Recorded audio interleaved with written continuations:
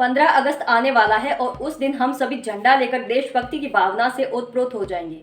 तो मुझे लगा क्यों ना एक कहानी सुनाई जाए। कहानी एक ऐसे लड़के की जो 15 साल की उम्र में 15 कोड़े खा लेता है। देशभक्ति का जज्बा जताने के लिए जो 18 साल की उम्र में फांसी के तख्त पर लटक गया। भगत सिंह से भी कम उम्र में उसने शहादत पा ली। एक ऐसा बच्चा जिसने अंग्रेजों के नाक में दम कर दिया था। आप सरहद के उस पार हो या सरहद के इस पार से, आप 14 अगस्त को अपना स्वतंत्रता दिवस मनाने वाले हो या 15 अगस्त को स्वतंत्रता दिवस मनाने वाले हो, आपको सलाम करना पड़ेगा खुदीराम बोस जी को। एक ऐसा क्रांतिकारी जिसके बारे में जितने शब्द कहे जाए वो कम है। भारत के स्वतंत्रता आंदोलन यानी ब्रिटिश से लड़ाई करने के लिए जिस तरह से एक अलग जगाई गई वो काबिले तारीफ है। और मुझे लगता है कि जब हम 15 अगस्त मनाएंगे तो ऐसी कहानियों को सुने, समझे और जाने, ताकि हमें पता लगे कि कोई था जो हंसते हंसते फांसी के तख्त पर चढ़ गया, ताकि हम और आप बैठकर देश की बात कर सके। खुदीराम बोस की कहानी सुनकर आपको इंस्पिरेशन जरूर मिलेगी, क्योंकि 18 साल की उम्र में बच्चे खेल कूद, पढ़ाई लिखाई, आशिकी और बड़े बड़े सपने देखते हैं। देश की सेवा इस उम्र में बहुत ही रेयर केस है और इस कहानी से आपको ये चीजें सीखने को मिलेगी।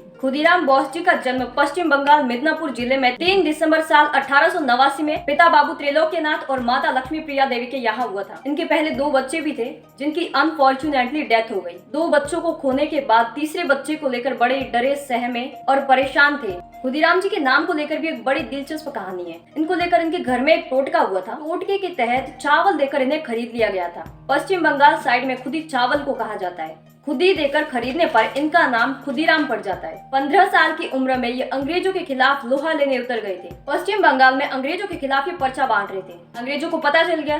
साल 1906 की बात है। इनके साथ कुछ और क्रांतिकारी भी थे, जिसमें सत्येंद्रनाथ बोस और तमाम लोग थे। पर्चा बांटने पर इन दोनों को पकड़ा गया। हालांकि पर्चे में सिर्फ इतना लिखवा रहे थे, वंदे मातरम, और वंदे मातरम का विरोध अंग्रेज कर रहे थे। मिदनापुर में दोनों को पकड़ा गया और खुदीराम बोस गुस्सैल होने पर अंग्रेज की नाक पर मुक्का मार दिया, जिससे नाक में थोड़ा खून भी आया। कई सारे अंग्रेज थे वहाँ पर, इनको पकड़ के ले जाया गया। उस समय वहाँ का जिला जज था डगलस किंग्सफोर्ड। उसने खुदीराम बोस को बुलाया। अब उस जमाने में जो अंग्रेज थे वो भारतीयों से नफरत करते थे। जज ने बुलाकर 15 साल के नाबालिग लड़के को 15 कोड़े मारने की सजा दी। सोचो, स्कूल में अगर हमें एक डंडा मारे तो सहन न हो पाए, और उन्हें मजबूत आदमी द्वारा 15 कोड़े मरवाए गए। लेकिन खुदीराम बोस ने मन में ठान लिया था कि बाबू तुम्हें नहीं छोड़ेंगे। बाकी अंग्रेजों से तो बदला लेंगे ही, लेकिन देशभक्ति पर इसने कोड़े मरवाए हैं, इसको छोड़ेंगे नहीं। और 8 अप्रैल साल 1908 को जब इनकी उम्र 17 साल थी, तब इन्होंने अपने साथी प्रफुल्ल चाकी के साथ मिलकर प्लान बनाया कि इसको मार देंगे। जैसे तैसे एक बम बनाया गया और जज को पार्सल करने की योजना बनाई कि जज जैसे ही पार्सल खोलेगा बम से उड़ जाएगा। यहाँ से पार्सल गिफ्ट हुआ, लेकिन इनकी योजना विफल हुई, क्योंकि जज के एक कर्मचारी ने वो पार्सल खोल दिया और जज साहब ने डर के मारे अपना तबादला बंगाल से बिहार कर दिया, मुजफ्फरनगर में।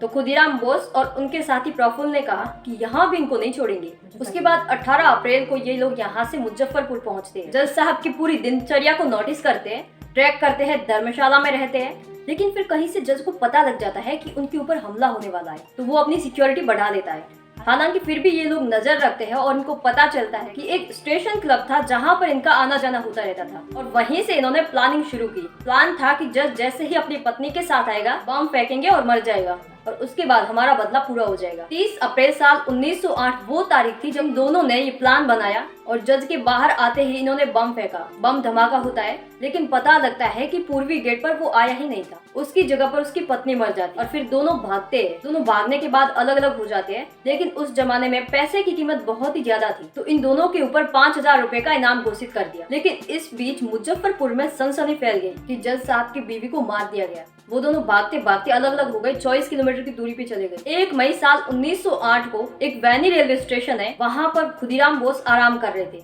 इनको खबर आई कि बम से किंग्सफोर्ड की माँ और बेटी की मौत हो गई है। ये वहाँ पर बैठे थे और इनको पता चलने पर गलती से मुंह से निकल गया, अरे वो नहीं मरा। और पास ही कोई अंग्रेज अधिकारी बैठा था, उसने ये सुन लिया। पास आकर इनका हुलिया और जूते देखे और इनको पता लग गया कि ये वही लड़का है। तलाशी ली गई, जिसमें इनके जेब से 37 कारतूस, 30 रुपया और एक रिवॉल्वर मिला। इसके बाद इनको वापस पकड़ लिया गया। खुदीराम जी के जो चप्पल थे वो भी पीछे छूट गए सबूत के तौर पर। बाद में इन्हें मुजफ्फरपुर लाया गया। मजिस्ट्रेट के सामने इनकी सुनवाई होती है। सुनवाई के दौरान साथी प्रफुल्ल, उनका शव भी पड़ा था।